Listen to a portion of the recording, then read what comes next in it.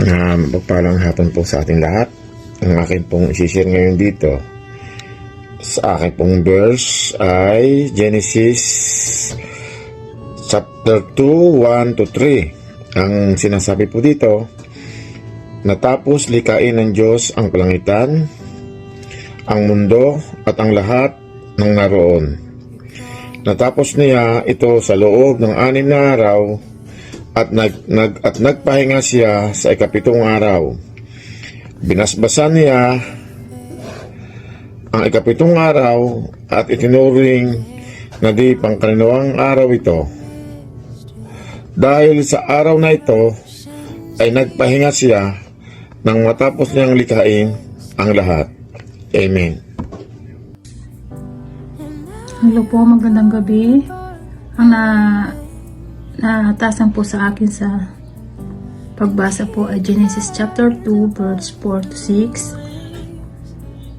Ito ang pinangyarihan ng langit at lupa.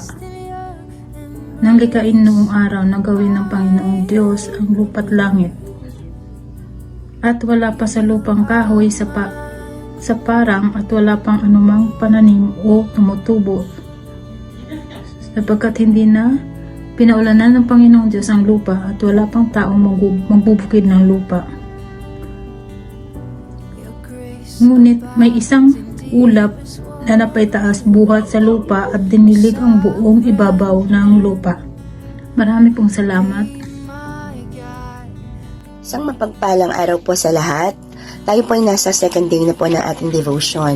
At ang naiatas po sa akin ng aming cell group leader na si Brother Boyet ay Genesis 2 verses 7 to 9. At sabi po dito, Then the Lord God formed the man of dust from the ground and breathed into his nostrils the breath of life. And the man became a living creature. And the Lord God planted a garden in Eden in the east, and there he put the man whom he had formed. And out of the ground the Lord God made to spring up every tree that is pleasant to the sight and good for food. The tree of life was in the midst of the garden, and the tree of the knowledge of good and evil. Amen. Purihin ang Diyos sa pagbasa po ng kanyang salita. Salamat po. Magandang gabi po. Share ko po ngayon ay Genesis 2, 10 to 12. At may isang ilog na lumabas sa Eden na dumilig sa halamanan. At mula rooy nabahagi at nagapat na sanga. Ang pangalan ng una ay Pison, na siyang lumiligid sa buong lupain ng Habila, at dooy may ginto. At ang ginto sa lupang yaoy mabuti. Mayroon din namang doong bedilyo at batong onyx. Amen. Mapagpalang gabi po sa inyong lahat. Ang ibabahagi ko po sa gabing ito ay sa Genesis chapter 2 verse 13 to 15 na sinasabi, ang pangalan ng ikalawang ilog ay Gihon. Dumadaloy ito sa buong lupain ng Cush. 14. Ang pangalan ng ikatlong ilog ay Tigris. Dumadaloy ito sa silangan ng Assyria. At ang ikaapat na ilog ay ang Euphrates. 15. Pinatira ng Panginoong Diyos sa halaman ng Eden ang taong nilikha niya para mag-alaga nito. Amen. So, napakadakila at makapangyarihan po talaga ng ating Panginoon dahil kahit mga ilog ay kanyang nilikha. Dahil kung wala ang tubig, hindi tayo mabubuhay sa mundong ito. At ang mga taong nilikha niya, ipinatira niya sa Eden para mag-alaga nito. Sobrang galing po talaga ng ating Panginoon dahil lahat po ng kanyang nilikha ay may kabuluhan sa ating buhay. Kaya dapat lang po talaga natin itong ingatan dahil hindi po ibibigay ng Diyos ang mga ito kung hindi po ito mahalaga sa atin. Kaya purihin po natin ang ating Panginoon. Magandang gabi po and God bless everyone. Hello guys, ang share ko po ay sa Genesis chapter 2 verse 16 to 18. At ang sabi po dito, and the Lord God commanded the man, you are free to eat from any tree in the garden, but you must not eat from the tree of the knowledge of good and evil. For when you eat from it, you will certainly die. The Lord God said, it is not good for the man to be alone. I will make a helper suitable for him. Magandang gabi po sa inyong lahat. Ako po ay magbabasa po ako ng Genesis 2:19-21.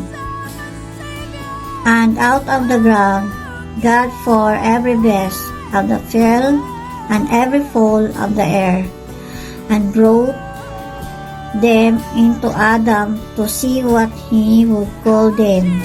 And whatsoever Adam called every living creature, that was the name thereof. And Adam gave names to all cattle, and to the fowl of the air, and to every beast of the field.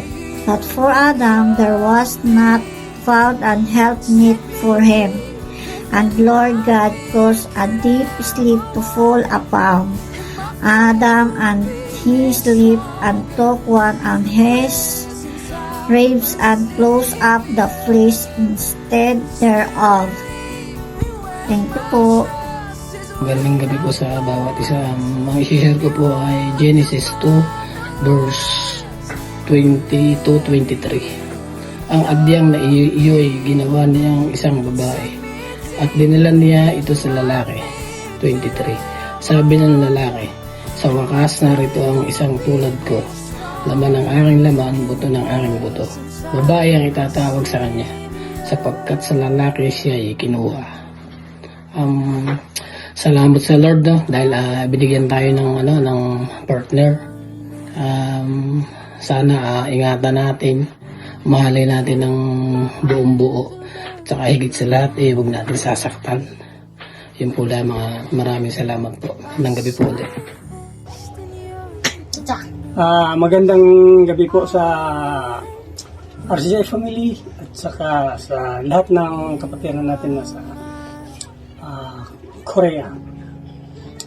Ang ibabahagi po namin ngayon ang Book of Genesis, Genesis chapter 2 verses 24 to 25. Ito ang dahilan kaya iniwan ng lalaki ang kanyang ama't ina. Nagsasama sila ng kanyang asawa at sila ay nagiging isa. Last verse. Kapwa hubad noon ang lalaki at ang babae, ngunit hindi sila nahihiya. Amen. Salamat po. At sa pagpapatuloy po dito po sa pansinin po natin dito sa verse po dito sa chapter 2 na gumawa po ang ating Panginoon ng isa pang tao na tinawag niya babae doon sa hinugot niya ito sa tadyang ng lalaki. Yung lalaki niya habang gagawin niya yung babae sa pamagitan ng paghugot niya doon sa tadyang ng lalaki, pinatulog niya muna ito kasi hindi niya alam kung paano pamahalaan siya yung unang inilagay, itong lalaki nilagay doon sa Garden of Eden upang pamahalaan yung hayop doon, yung mga halaman doon, pero hindi niya alam kung paano ito pamahalaan, kaya ginawa ng Panginoon, pinatulog siya, para siyang sanggol na walang alam, kasi hindi pa nabubukas, hindi pa nakakain yung pag-uutos dito ng ating Panginoon na mababasa natin to sa Genesis chapter 16 to 18 na pinagbibilin doon ng ating Panginoon na lahat ng punong halaman ay pwede niyong kainin maliban lamang doon sa isang puno, 2 puno yung pinagbibilin ng ating Panginoon na wag kakainin dahil ito ay magbubukas ng kaalaman tungkol sa mabuti at masama. Pero hindi po natin to susunod po na tatalakayin natin to doon po sa paghugot ng ating Panginoon sa tadyang ng lalaki na gagawa siya ng babae. Ito po'y pakahulugan na tayong mga babae ay dapat magpasakop sa lalaki at kaya po yun magiging magkaisa sila dahil binanggit doon ng ating Panginoon na hindi nakakabuti ang mag-isa. at mas makakabuting may kasama, kaya po siya lumikha ng babae. At dito po may supporting verse po akong babasahin. Dito matatagpuan natin kung ano pong ibig sabihin ng pagpapasakop ng babae sa lalaki. Narito po sinasabi dito sa sa unang Pedro chapter 3 verse verse 3. Ito po ay para sa babae. Dapat tayo makinig doon sa lalaki na pasakop tayo. Sabi dito, kayo mga babae, magpasakop kayo sa asawa ninyo upang kung ang asawa ninyo hindi pa naniniwala sa salita ng Diyos, maaring madala niyo sila sa Panginoon sa pamamagitan ng mabuti ninyong pag-uugali kahit na hindi kayo magsalita, sapagkat nakikita nilang may takot kayo sa Diyos at malinis ang pamumuhay ninyo. Kung gusto niyo maging maganda, huwag sa panlabas lang tulad ng pag-aayos niyo ng buhok na nilalagyan ng mamahaling alahas at pagsusuot ng mamahaling damit. Sa halip, pagandahin ninyo ang inyong mga kalooban, ang mabuting pag-uugali na hindi nagbabago, maging mahinhin kayo at maging mabuti. Ito ang mahalaga sa paningin ng Diyos at ito ang ginagawa ng mga babaeng banal noong unang panahon. Sa unang panahon talaga nakikita yung mga kabanalan ng mga babae po, no? Maraming pagbabago dahil sa mga generation na natin po na pagdaanan. Ito po, sabi rito sa noong unang panahon, ang mga noong unang panahon, nagpapaganda sila sa pamamagitan ng pagpapasakop nila sa kanilang asawa.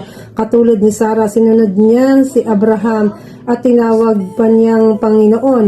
Mga anak na kayo ni Sarah, kaya dapat matuwid ang ginagawa ninyo at huwag kayong matakot sa kahit anuman. Ito ang bilin po ng dito sa salita na ito tungkol sa babae na pasakop tayo sa lalaki. Pero meron din pong bilin dito sa parable na ito patungkol naman ito sa lalaki, kasi hindi naman po lagi ang babae ang may nagiging kasalanan, kundi ang lalaki din may maaaring kalakasan, yung babae magiging kalakasan. Kaya po ito po sabi dito, bilin po ito sa malaki. Dito sa chapter 3 verse 7 sa unang Pedro po, kayo naman mga lalaki, pakisamahan ninyong mabuti ang inyong asawa dahil ikaw nararapat bilang isang Kristiyano. Igalang ninyo sila bilang mga babae, mas mahina kaysa inyo dahil binibigyan din sila ng Diyos ng buhay na walang hanggang katulad ninyo. Kapag ginawa niyo ito, sasagutin ng Diyos ang mga panalangin ninyo. Ito po ang salita ng ating Panginoon. Kaya po, yan po sa Genesis chapter 2, yung paglikha, ang bilin po sa atin ng ating Panginoon. Tayo po ay binigyan niya ng kapahingahan pagkatapos ng kanyang paglikha. Ang 6 na araw ay binigay sa atin upang tayo ay magtustos ng ating pangangailangan sa ating buhay. At ang pangpito po ay dapat po natin ito na ipasalamat sa ating Panginoon sa lahat ng biyayang natatanggap natin. No? Napakabuti po ng Diyos sa buhay ng bawat isa.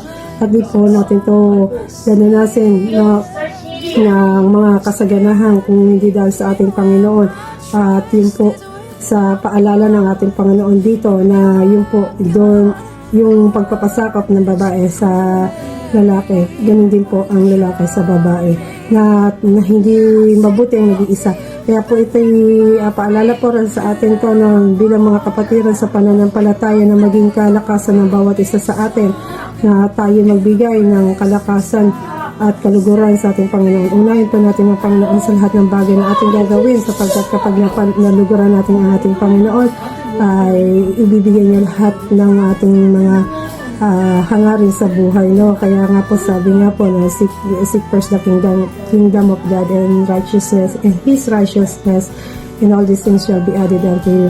At ito lamang po sa ngalan po ng aming grupo dito sa Tianglidong. Ako po si Rodjo Calas na nagbibigay pasalamat at papuri sa ating Panginoon sa lahat ng buhay ng mga kapatiran na dito na sumusulong sa ating daily devotion. God bless you all po.